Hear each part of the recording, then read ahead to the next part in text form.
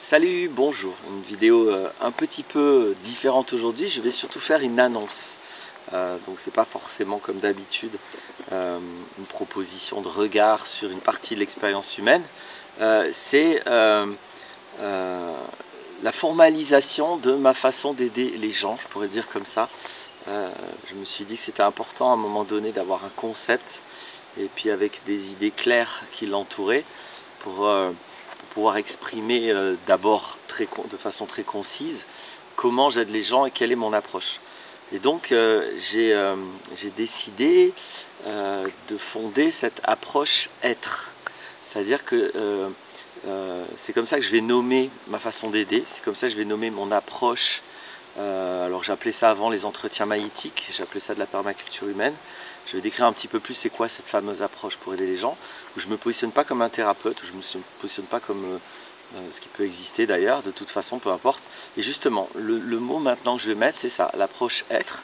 Être signifiant écoute émotionnelle, ça c'est le E, signifiant transformation sémantique, ça c'est le T, signifiant révision comportementale, ça c'est le R, et signifiant éthique, c'est le E.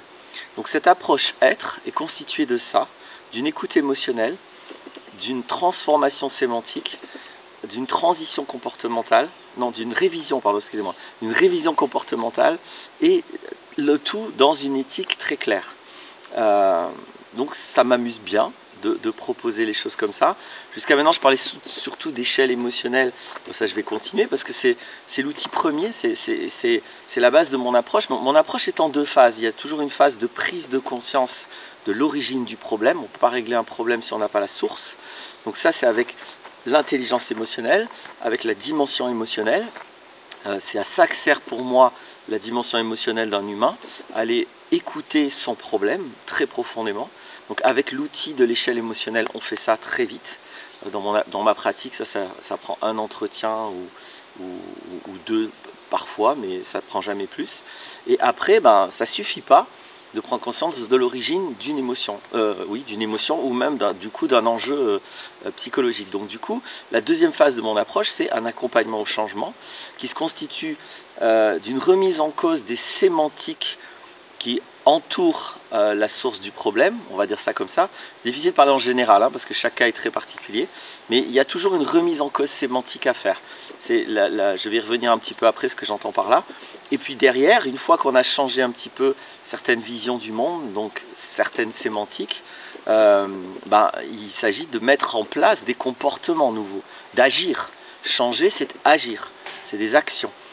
Donc voilà pourquoi mon approche est constituée d'une écoute émotionnelle, d'une transformation sémantique et d'une révision comportementale. J'aime bien la notion de révision.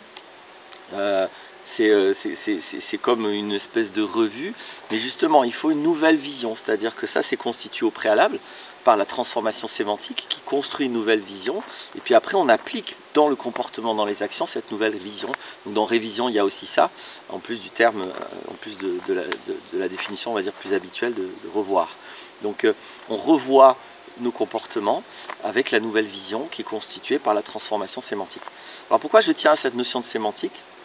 J'ai déjà fait une vidéo, donc je ne vais pas rentrer trop dans les détails, vous pouvez aller la vérifier. Si vous tapez Laurent Martinez mental, je pense que vous allez trouver, ou couche du mental, je ne sais plus comment j'ai formulé ça. Pour moi, c'est clair que le mental est constitué en trois couches. Il y a la couche du flux, notre flux de pensée. Il y a la couche des croyances, donc toutes les croyances qu'on porte en nous. Il y en a des constructives, il y en a des plus destructives, il y en a des limitantes, il y en a des porteuses. Et puis, il y a la couche sémantique qui est souvent oubliée. La plupart des thérapies se situent au niveau des croyances. On va chercher les croyances limitantes et on va essayer de les remplacer par des croyances plus constructives. Le problème, je parle vite de la couche du flux, mais il n'y a pas grand-chose à en dire, on ne peut pas en faire grand-chose. On peut faire diversion, on appelle ça se changer les idées, mais dès que vous revenez à vous-même, ce flux mental, ce vélo dans la tête, il est très difficile à contrôler. Donc c'est pourquoi la plupart des thérapies vont se situer plutôt au niveau des croyances, parce que votre flux dépend de vos croyances. Et donc c'est les croyances qui sont plus faciles à changer, mais pas tant que ça. Des fois il y a une croyance qui nécessite 50 autres croyances à démonter pour démonter celle-ci, et de toute façon, les croyances procèdent de la sémantique. C'est la sémantique qui pilote vos croyances. La sémantique, c'est quoi? c'est la définition de chaque mot qu'il y a dans votre système de pensée.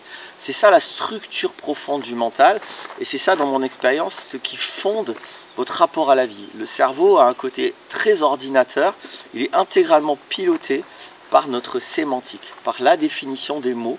Et donc on projette ces mots sur le monde, et en fonction de cette projection, on va vivre des expériences agréables ou désagréables. On va vivre des expériences symboliques, donc des concepts symboliques qui nous relient au réel, ou on va vivre des expériences diaboliques, rien à voir avec les religions.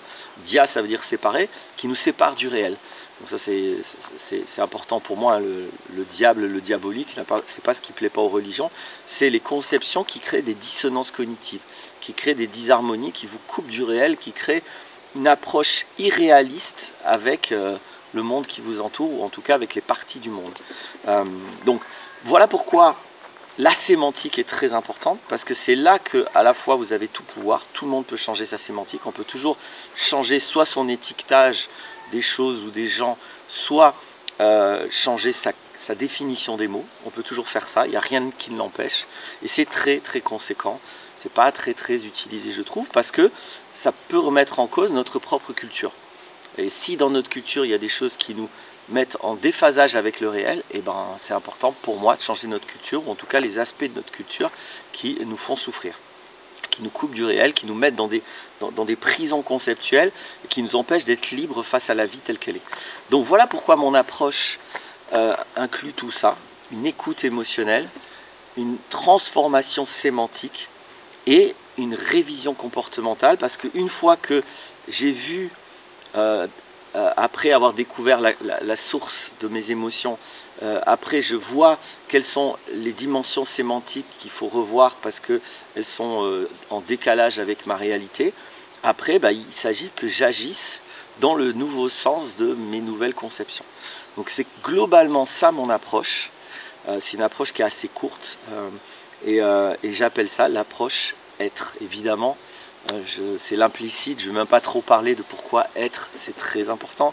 Ça m'amuse un peu parce que j'ai réservé le nom de domaine être-humain.net, être-humain.net, il y a très longtemps. Je n'avais même pas commencé l'approche de psychologie, j'étais ingénieur en informatique à l'époque. Donc maintenant je trouve ça très amusant, il y a si longtemps que ça, donc je sais même plus, ça fait plus de 20 ans, 25 ans, je n'ai pas regardé, mais ça fait vraiment longtemps. Donc ça m'amuse de trouver enfin une cohérence avec ce nom de domaine, mais ça c'est pas très important. Mais l'être a toujours été très important pour moi. C'est clair que mon approche de conscience de soi, qui est une approche aussi non duelle, ça j'y tiens, donc non morale, donc non idéologique, j'ai pas de dogme, je m'appuie sur aucune idéologie, aucun dogme, aucune religion, aucune philosophie. Mon axe c'est vraiment la conscience de soi non duelle, et donc ce qui m'intéresse c'est l'être, ce qui est si peu présent dans notre société, totalement fondé sur l'avoir. Pour moi l'essentiel c'est d'arriver à vivre le plus librement possible. Qu'est-ce que ça peut bien vouloir dire d'être? Qu'est-ce que ça veut dire je suis? Être, qu'est-ce que c'est? C'est délicat d'en parler avec les mots parce que on est dans du subtil. Avoir, tout le monde sait ce qu'il a, tout le monde sait ce qu'il fait. Être, c'est un peu plus délicat. Et donc c'est ça tout le challenge de cette approche être. Voilà, je voulais la présenter. Pour moi c'est une étape importante. Alors oui et non, hein, c'est juste un mot, c'est juste une étiquette, mais en même temps c'est toujours utile de formaliser, de conceptualiser clairement quelque chose, de le synthétiser. Donc là c'est une synthèse de mon approche. Je trouve ça utile qu'elle arrive, ça fait 17 ans maintenant que je pratique ça, alors mon approche a très évolué. Donc ça me plaît d'abord vivre le truc pendant 17 ans, puis au bout de 17 ans je mets le mot adapté. Justement, on peut avoir tendance d'habitude à faire l'inverse, parce que d'abord on veut avoir un concept, une entreprise, une idée, un truc, donc on cherche le bon concept, le bon slogan, le bon logo pour pouvoir faire des trucs, et puis on espère être heureux comme ça, ou être accompli, ou je ne sais quoi.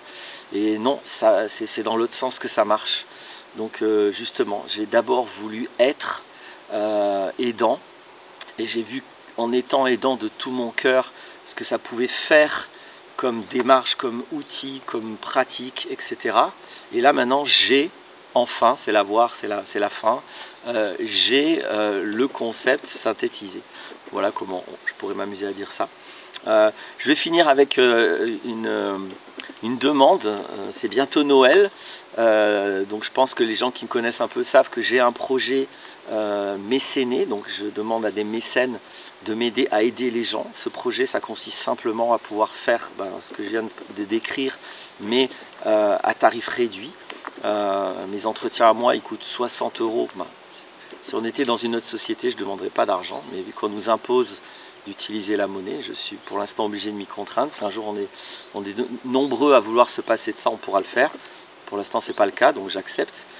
Donc je demande de la monnaie parce qu'on m'impose d'en avoir besoin. Donc un entretien avec moi, ça dure en gros 1h30. Je dépasse souvent, mais c'est 60 €.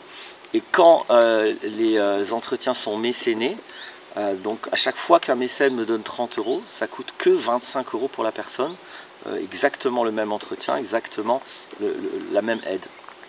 Donc là en ce moment, je me permets de faire une demande parce que j'ai, je pense, une quinzaine, même un peu plus de personnes en attente. Ça faisait un moment que je n'avais pas eu autant de personnes en attente. J'ai à la fois beaucoup plus de demandes et puis il se trouve que dernièrement j'ai eu moins de mécénat. Donc au cas où certains d'entre vous qui bénéficient de mes vidéos qui sont toutes gratuites, il y en a plus de 300, ont envie de m'aider à aider, ça sera très volontiers. Ça va vraiment servir à des personnes qui là sont en train un peu d'attendre que je les aide. Moi, pour chaque entretien, je cède 5 €. Donc, je participe à chaque fois que je fais un entretien mécéné. J'ai pas les chiffres là, mais si vous allez sur mon site, vous allez trouver. Il y aura le lien en bas de cette vidéo, hein, si donc vous voulez participer à m'aider à aider. Et voilà ce que je voulais à la fois annoncer et demander dans cette vidéo.